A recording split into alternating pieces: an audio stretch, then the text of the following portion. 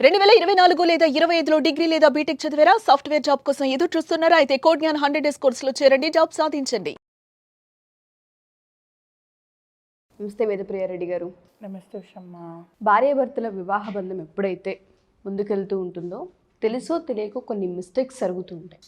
Only husband wife మాత్రమే మాట్లాడదాం. వేరే వైపు చూడడం కావచ్చు, వేరే వాళ్ళకి అట్రాక్ట్ అవ్వడం కావచ్చు, లేదా తెలియకుండా ఇంకో వైపు బిజినెస్కి సంబంధించిన ఇన్వెస్ట్మెంట్ పెట్టుండొచ్చు, లేదా పేరెంట్స్కి సంబంధించి ఇంకేదైనా వాళ్ళ కోసం ప్రిపరేషన్స్ వైఫ్కి తెలియకుండా చేసి ఉండొచ్చు. ఇలా ఒక పాయింట్ ఆఫ్ వ్యూ అని కాదు, కొన్ని సందర్భాల్లో వైఫ్ని హైడ్ చేసుకొని చేస్తూ ఉంటారు. అది అనుకోకుండా తెలవడమో, లేదా ఎక్కడో తప్పు చేస్తున్న భావన కలిగే హస్బెండే లేదు నా వైఫ్కి ఓపెన్ అయితే బెటర్ అని ఓపెన్ అవ్వడము జరుగుతుంటుంది. ఒక్కసారి హస్బెండ్ నేను తప్పు చేశాను, నేను తెలియకుండా చేశాను, ఇది మిస్టేక్ అని అన్న తర్వాత ఎలా యాక్సెప్ట్ చేయాలి వైఫ్ అంటారు?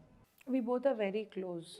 ఓకే, మనం ఏ టాపిక్ అన్నా మాట్లాడగలం, మదర్ టు మదర్ ఏమన్నా ఎక్స్ప్రెస్ చేసుకోగలం. అలా అని కలిసి ఇద్దరం స్నానం చేస్తామా? గుడ్. సో ఎవరు ఎవరికి ఎంత క్లోజ్ అయినా, భార్యాభర్తలైనా కూడా కొన్ని తన మన పర అన్న పదాలు ఉంటాయి. ఓకే, ఇట్ మీన్స్ కొన్ని మనం అనుకొని చెప్పాలి, కొన్ని తన అనుకొని చెప్పాలి, కొన్ని పర అనుకొని దాయాలి. మనం ఇంత క్లోజ్ అయి ఉండి విమెన్ టు విమెన్ అయి ఉండి కూడా we don't want to have shower together. Why?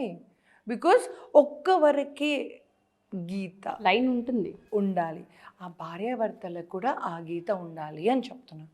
Okay, many of the times ఈ యాక్సెప్టెన్స్ లెవెల్ అనేది ఉండదు.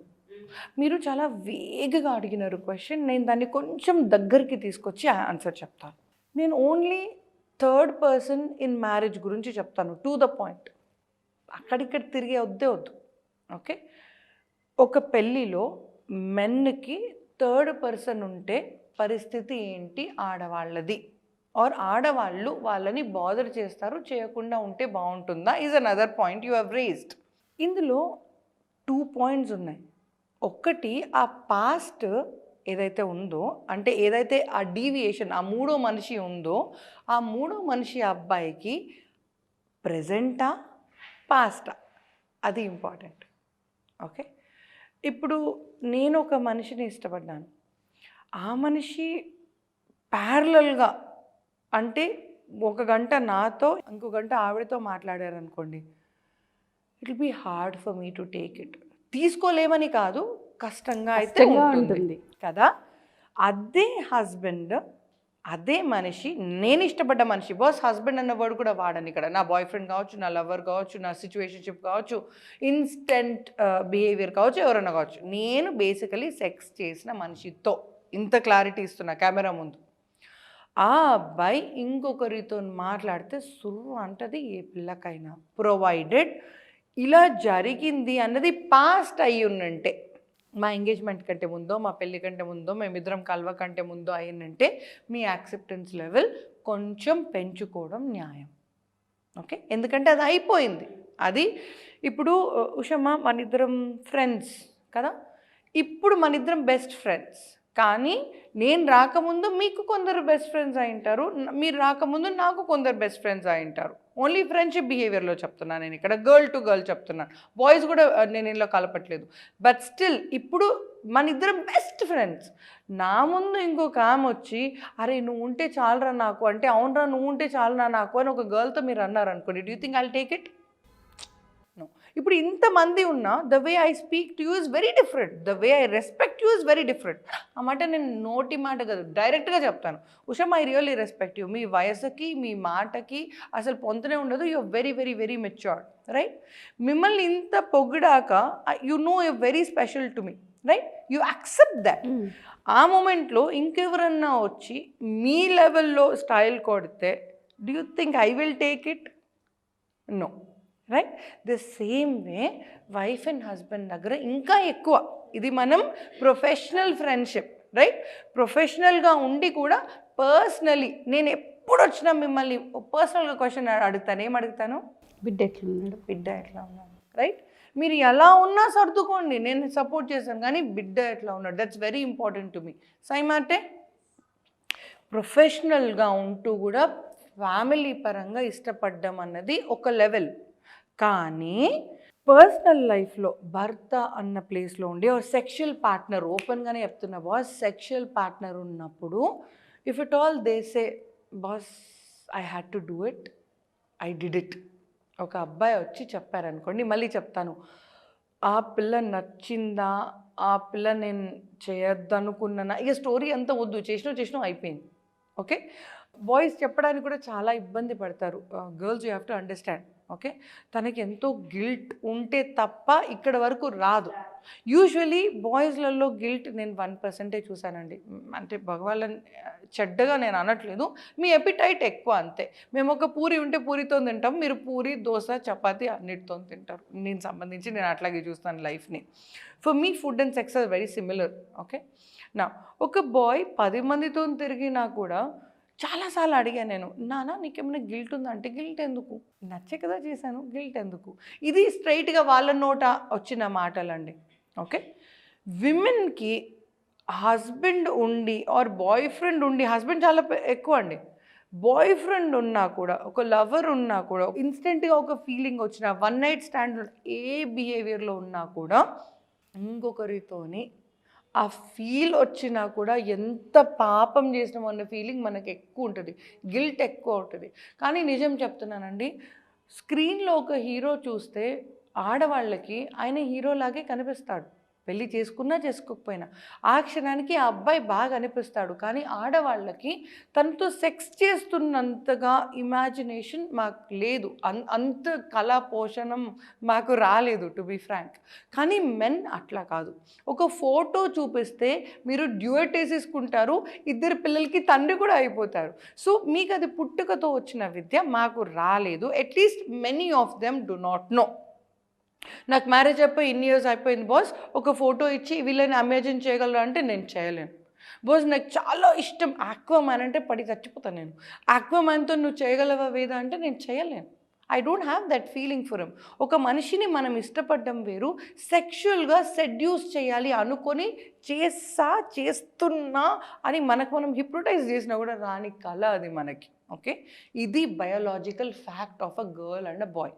ఓకే, కాబట్టి మెన్ గిల్ట్గా ఫీల్ అవ్వడం అంటే నాకు సంబంధించి చాలా చాలా చాలా రేర్. ఇన్ని కేసెస్లలో థౌజండ్స్ ఆఫ్ కేసెస్ చూసింటా నేను. ఓకే, ఆ గిల్ట్ అన్నది వాళ్లకు ఉండి భార్య దగ్గరకో లవర్ దగ్గరకో వచ్చి ఇలా అయిపోయింది పాప అని చెప్తే మాత్రం యాక్సెప్ట్ చేయడం only 1% of the story. Accept ఎప్పుడు చేయండి అంటే, యాక్సెప్ట్ చేసి ఆ టాపిక్ మళ్ళీ ఎప్పుడు తీసుకురాకుండా ఉండే దమ్ము మీకుంటే యాక్సెప్ట్ చేయండి, లేదు యాక్సెప్ట్ చేయకండి. లేదు మీరు ఇంకొకరిని కలిశారు ఆర్ కలవడానికి మీరు వెళ్ళారు అంటే, you wanted another person, if you wanted another person I don't want to be with you.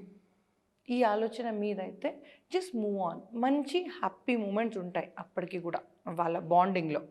అలా కాకుండా ఉషమ్మ మీరన్నట్టుగానే నువ్వు ఇలా చేసావా, నువ్వు అలా చేసావా, ఆమెతో మన స్పెషల్ మూమెంట్స్ కూడా అలా చేసావా, అండ్ మొన్న అనిమల్ మూవీలో కూడా స్పెసిఫిక్గా అడుగుతుంది, నువ్వు ఇలా కిస్ పెట్టావా, నీ కిస్ చాలా ఇంపార్టెంట్ కదా. సెక్షువల్ బిహేవియర్లో యూ హ్యావ్ టు అండర్స్టాండ్, మనకంటూ ఒక శైలి ఉంటుంది యాజ్ అ కపుల్. ఓకే, ఒక బాయ్ 100 మంది చేసినా కూడా 100 మందితో పెట్టే కిస్ చాలా డిఫరెంట్, ఒక్కొక్కరికి ఒక్కొక్కలాగా పెడతారు వాళ్ళు. Okay, it's not a skill I should say, that's how their brain works, that's how their thought process works from a psychologist point of view. Okay, కాబట్టి ఒకవేళ అబ్బాయి మీకొచ్చి ఐఎమ్ సో సారీ పాప ఇలా జరిగింది కానీ ఇంకో టైం జరగకుండా చూసుకుంటా అంటున్నాడా, అదొకసారి చూసుకోండి. లేదా నేను తనని ఇంకా నీతో పాటే మెయింటైన్ చేయాలనుకుంటున్నానా, ఇవి 2 చాలా క్లియర్గా చెప్పమనండి. ఓకే, చేసావు దట్స్ ఆల్ రైట్. నువ్వు తనని నన్ను ప్యారలల్గా మెయింటైన్ చేయాలనుకుంటున్నావా, ఆ క్లారిటీ అడగండి. ఎందుకంటే నేను చాలామంది పెళ్ళిళ్ళలో చూశాను, 2 wives 3 wives, house ever man. ఒకవేళ అలా ఉంటే ఆ వైఫ్స్ వాళ్ళ యాక్సెప్టెన్స్ లెవెల్ హై ఉండింది. ఈ కాలంలో మనకు అంత లేదు బాస్, నిజం చెప్తున్నా.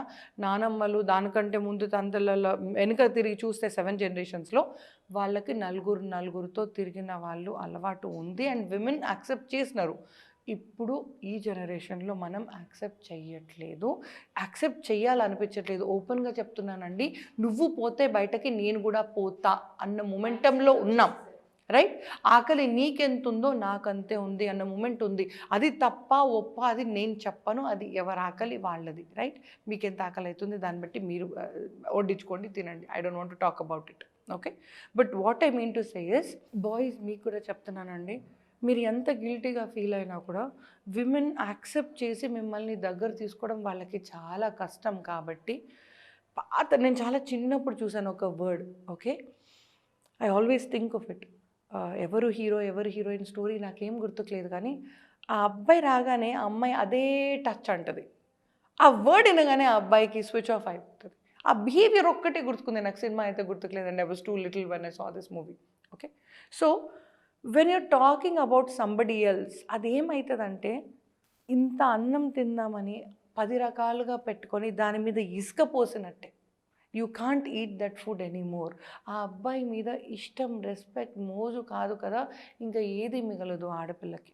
అలాంటిది మిమ్మల్ని యాక్సెప్ట్ చేయడానికి తను కుదిరింది అంటే మీరు మాత్రం చూసావా నీ దగ్గర ఇలా కష్టంగా ఉంది, ఆమె దగ్గర ఇలా ఇష్టంగా ఉంది అంటూ పాయింట్లు మీరు మాట్లాడితే మీ భార్య ఏం చేస్తుందో నాకు తెలియదు, కానీ నాకు తెలిస్తే నేను ఎత్తి పగలు కొట్టేస్తాను నేను, ఓకే? బయటకు పోయి రావడం ఎనీవే తప్పు. పోయి వచ్చినాక మేము యాక్సెప్ట్ చేయడం చాలా పెద్ద మనసు ఉండి చేసినాం. ఆ తర్వాత మీరు మనల్ని ఇంకా బాదర్ చేయకండి. ద సేమ్ వే ఆడవాళ్ళకు కూడా I'm giving you the same thing. మీకు ఇంకా యాక్సెప్టెన్స్ లెవెల్ సరిపోవట్లేదు, ఇంకా బాధ అనిపిస్తుంది, ఉండలేకపోతున్నారు, అట్లాంటి మొమెంటం మీకుంటే జస్ట్ ఫోన్ తీయండి, డయల్ చేయండి. I'll try to see what we can do. All the same way ఒక్క హెచ్చరిక ఇద్దరికి, నేను ఇంకా తనతోని ఉండను అని డిసైడ్ అయిపోతే మాత్రం వాక్అవుట్ ఆఫ్ దట్ విలేజ్. అది మీరు పెళ్లి చేసుకుని ఉండొచ్చు, మీకు పిల్లలు ఉండి ఉండొచ్చు, లైఫ్ లాంగ్ కలిసి ఉండాలనుకుండొచ్చు, ఇంకా 14 రకాల పవిత్ర బంధం ఉండొచ్చు మీ ఇద్దరి మధ్యలో. మూడో మనిషి వచ్చాక నేను ఇది తీసుకోలేను అని ఖచ్చితంగా మీ మనసులో ఉంటే అదే బంధంలో ఇంకా ఉండకండి. మీరు సంతోషంగా ఉండలేరు, ఆయనని సంతోషంగా ఉంచలేరు. అలాంటప్పుడు మీ ఇద్దరి బాండ్కి అసలు ఫ్యూచరే లేదు. ఫ్యూచర్ లేని టైంలో ఆ ఇంట్లో ఉండడం ఎలాంటిది అంటే ఉషమ్మ, ఒకప్పుడు ఒక ఇంట్లో నలుగురు ఉండేవాళ్ళు, ఇప్పుడు ఆ ఇంట్లో నలుగురు భూతాలు ఉంటున్నారు, పిశాచాలు ఉంటున్నారు అన్నట్టుగా అయిపోతుంది మీ life. You can't live life, you can't breathe, you can't smell, you can't sit, you can't have peaceful breathing, forget about living. అలా మీరు యాక్సెప్ట్ చెయ్యలేను, నా వల్ల కాదు అని divorce cases I have seen many. అలా మీరు ఖచ్చితంగా ఉన్నారు అనుకుంటే మాత్రం just move on, find a new partner, have a happy life again. అట్లా మీకు 50 ఏళ్ళ పెళ్ళి అయిన తర్వాత కూడా if you want to walk out, just walk out. Simple thing. కోవిడ్లో మీరు ఇంకా చనిపోలేదు, ఇంకా ఇక్కడ నిలబడి నా మాట వింటున్నారు అంటే ఇంకా ఏదో నలుగురికి మంచి చేస్తారన్న నమ్మకంతోనే నారాయణుడు మిమ్మల్ని ఇక్కడ పెట్టారు. సో ప్రేమ పెళ్ళి అన్నది ఒక్క ఫోల్డర్ ఆఫ్ లైఫ్. నలుగురి కోసం బతికితే అది నారాయణుడికి ఇష్టమైన జీవితం, అది చేయండి. మిగతావన్నీ immaterial in life. Thank you so much madam. Acceptancy అనేది చాలా పెద్ద మ్యాటర్ ఆడపిల్లలకి. వన్స్ యాక్సెప్ట్ చేసిన తర్వాత ఇద్దరిలోనూ బిహేవియర్ పరంగా మనం చూసుకుంటే, మీరు అమ్మాయి పాయింట్ ఆఫ్ వ్యూ కూడా చెప్పారు, ఏది గుచ్చి అడిగి ఇబ్బంది పెట్టకూడదు, యాక్సెప్ట్ చేస్తే చేసినట్టే ఉండాలి, అండ్ ఆయనని బయటికి తీసుకొచ్చే ప్రయత్నం కూడా చేయాలి, కానీ ఇంకెక్కువ గిల్ట్ ఫీల్ అయ్యేలా ఎప్పుడూ చేయకూడదు, అదొకటి. అండ్ మీరు హస్బెండ్ వైఫ్ కూడా చెప్పారు, పాత జ్ఞాపకాలు ఏవైతే ఉంటో కంపేర్ చేయడం అది కూడా చేయకూడదు. సో ఎవరైనా సరే ఇటువంటి సిచ్యుయేషన్స్లో ఉన్న వాళ్ళకి 1కి 2 సార్లు కూర్చొని మాట్లాడుకొని 1కి 2 సార్లు మన ఎపిసోడ్ చూస్తే ఒక క్లారిటీ వచ్చే అవకాశం, ఛాన్స్ 2 ఉంటాయి. థ్యాంక్ యూ సో మచ్ వేద. సుమన్ టీవీలో మీ పర్సనల్ అండ్ బిజినెస్ ప్రమోషన్స్ కోసం కింది నెంబర్కి కాంటాక్ట్ చేయండి.